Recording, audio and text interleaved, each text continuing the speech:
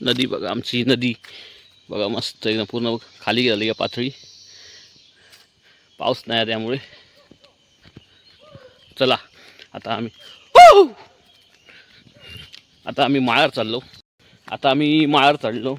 जो माटो होतो, माटो घालूचो त्याका शिरडा आणि ह्या लागतले, हेशी लागतले सरळ. हेशी आहेत आमच्याकडे, पण विषय असो की ते वाकडे आहेत. त्यामुळे माठवाची हे स्ट्रक्चर आता जरा म्हणजे बरोबर नाही होता. म्हणजे खाली वर वगैरे असा वेगळा होता. तर त्यामुळे चांगले हेशी जे व्यवस्थित सरळ असतील ते आम्ही तोडून जातो. तर चला, आणि शिरडा पण भेटतात का बघूया. चला तर तुम्ही आमच्याबरोबर. हे बघा आंबे बघा, हे बघा किती खाली आहेत बघा.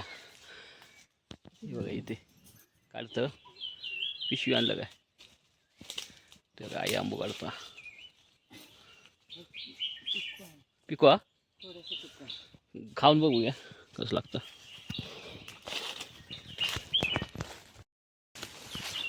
आता आपण बांबू म्हणजे हेशी ते तोडणार असो.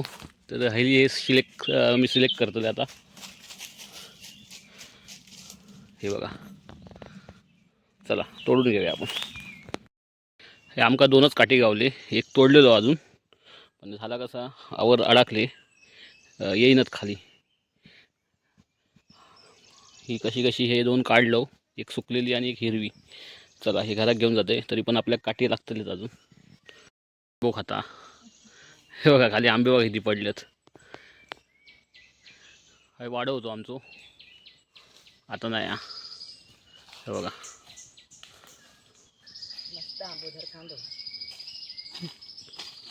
कधीच व्हायचं बघा. आंबे गोळा केलो आम्ही. आमच्या आंब्याचे वर भरपूर असतात. कापू आंबो आहे हो. पिकले तरी पडाक मागत नाही, म्हणजे अशी एकदम जाड देठ असा, आणि चवीक एकदम भारी जा जबरदस्त. कापलं तू म्हणजे तोडच नाही, एवढं भारी आहे आंबो. बघा एक दाखवतो आहे बघा. ह्या एक फुलाचं झाड असा, साधारण ना जुलै महिन्यात एका फुलं येतात, भारी फुलं अशी एकदम म्हणजे बघित राहण्यासारखी असतात. ह्या काय येतात खतरनाक आया. म्हणजे मी बरीच वर्ष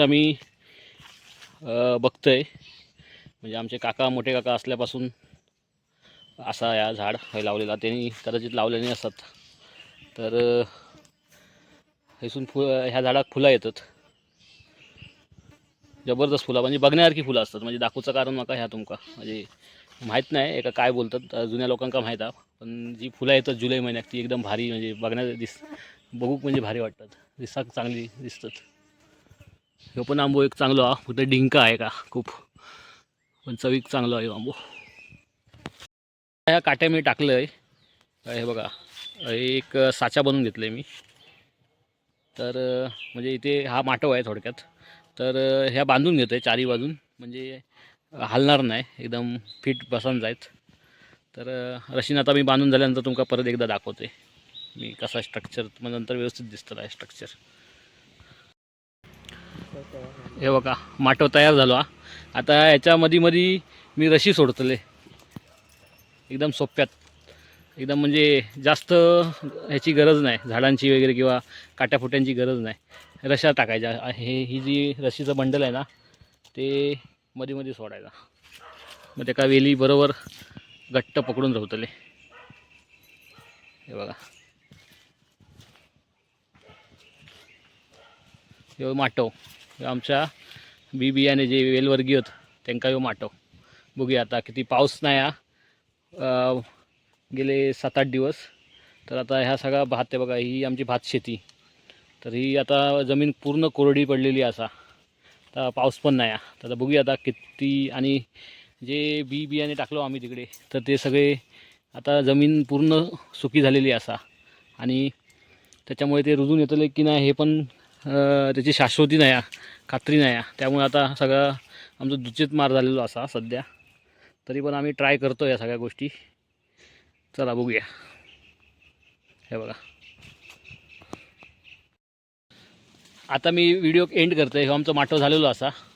तर आता काय बाकीची कामं काय पावसामुळे सगळी अडकली आहेत, तर दाखवू शकत नाही. आता मी व्हिडिओ एंड करते आणि व्हिडिओ आवडल्यास नक्की लाईक, शेअर आणि सबस्क्राईब करा. धन्यवाद.